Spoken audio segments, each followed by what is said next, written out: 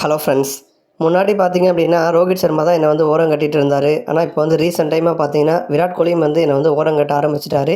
டோட்டலாக வந்து ஐபிஎல்லாக இருக்கட்டும், இந்திய அணியாக இருக்கட்டும், என்னுடைய திறமைக்கு வந்து சரியான ஒரு அங்கீகாரம் வந்து கிடைக்க மாட்டேது அப்படின்னு சொல்லிட்டு, முகமது சிராஜ் பார்த்தீங்க அப்படின்னா, ரொம்ப வருத்தப்பட்டு கண் கலங்கி வந்து மனுஷன் வந்து பேசியிருக்காரு.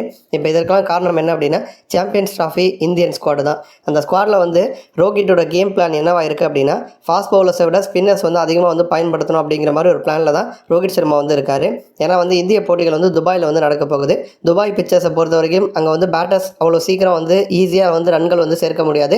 கொஞ்சம் பொறுமையாக நிதானமாக தான் வந்து பேட்டர்ஸ் வந்து ரன்கள் வந்து சேர்க்கணும். பேட்டிங்க்கு அந்தளவுக்கு வந்து ஃபேவராக வந்து இருக்காது. இன்னொரு புறம் வந்து பவுலர்ஸ்க்கு வந்து நல்ல கை கொடுக்கும். அதுலேயும் வந்து ஸ்பின்னர்ஸ் வந்து நல்லா ஒரு தாக்கத்தை வந்து ஏற்படுத்த முடியும் அப்படிங்கிற மாதிரி வந்து சொல்கிறாங்க.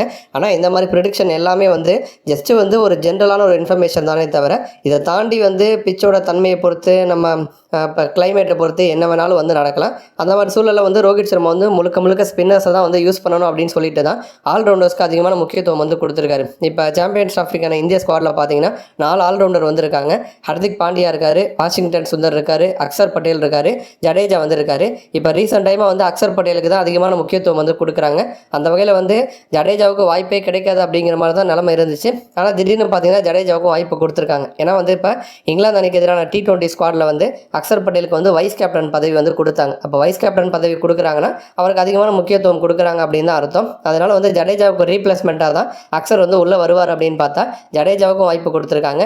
அதேமாதிரி வாஷிங்டன் சுந்தருக்கும் பார்த்தீங்கன்னா வாய்ப்பு வந்து கொடுத்துருக்காங்க. இப்போ வந்து ரோஹிட்டோட திட்டம் என்னவாக இருக்குன்னா 3 ஸ்பின்னரை வந்து யூஸ் பண்ணலாம் அப்படிங்கிற மாதிரி பிளான் பண்ணியிருக்காரு. அப்போ வந்து ஜடேஜா, அக்சர் பட்டேல், வாஷிங்டன் சுந்தர் இந்த 3 பேரில் 2 பேர் வந்து இருப்பாங்க. முழு நேர ஸ்பின்னரான குல்தீப் யாதவும் வந்து பிளேயிங் 11ல் வந்து இருப்பார். அப்போ வந்து 3 ஸ்பின்னர் 2 வேகப்பந்து வீச்சாளரோட வந்து களமிறங்கலாங்கிற மாதிரி பிளானில் இருக்கார். இப்போ இவங்க 5 பேர் இல்லாமல் அடிஷ்னலாக வந்து சப்போர்ட்டுக்கு ஹர்திக் பாண்டியாவும் வந்து பால் போடுவார். ஸோ ரோஹிட்டோடைய பிளேயிங் 11 வந்து இந்த மாதிரி தான் வந்து இருக்க போகுது. அப்போ ஃபாஸ்ட் பவுலர்ஸ் வந்து 3 பேரில் வந்து 2 பேரை தான் யூஸ் பண்ண போகிறாங்க. இப்போதைக்கு ஸ்குவாடில் இருக்கிறது யார் அப்படின்னா பும்ரா இருக்கார், அடுத்து வந்து ஷமி இருக்கார், ஹர்ஷ்தீப் சிங் வந்து இருக்கார். இதில் வந்து ஷமி மற்றும் பும்ரா 2 பேரும் கண்டிப்பாக வந்து இருப்பாங்க. இதில் 2 பேரில் யாருக்காச்சும் ரெஸ்ட் தேவை, லைட்டாக இன்ஜரி ஆகிற மாதிரி தெரியுது அப்படின்னா உடனே வந்து ஹர்ஷ்தீப் சிங் வச்சு ரீப்ளேஸ் வந்து பண்ணிடுவாங்க. இப்போ ஸோ இந்த ஒரு ரீசனால் பார்த்தீங்கன்னா சிராஜை வந்து சேர்க்கலை. பட் ஒரு விஷயத்தை வந்து மறந்துட்டாங்க. 2022 இருந்து பார்த்தீங்க அப்படின்னா ஓடிஐயில் அதிகமான விக்கெட்ஸ் வந்து கைப்பற்றுனது வந்து சிராஜ் தான். அவர் வந்து இந்த ஒரு 2 வருஷத்தில் வந்து 71 விக்கெட்ஸ் பார்த்தீங்கன்னா அவர் வந்து கைப்பற்றியிருக்காரு. இன்டர்நேஷ்னல் அளவில் அந்த டாப் 5க்குள்ளே வந்து சிராஜ் வந்து வராரு. இந்திய அளவில் எடுத்துக்கிட்டோம் அப்படின்னா அந்த சிராஜ் மட்டும்தான் வந்து அந்த ஒரு டாப் 20 லிஸ்ட்டில் வந்து இருக்கார். அது டாப் 10-15 லிஸ்ட்டில் வந்து இருப்பார்.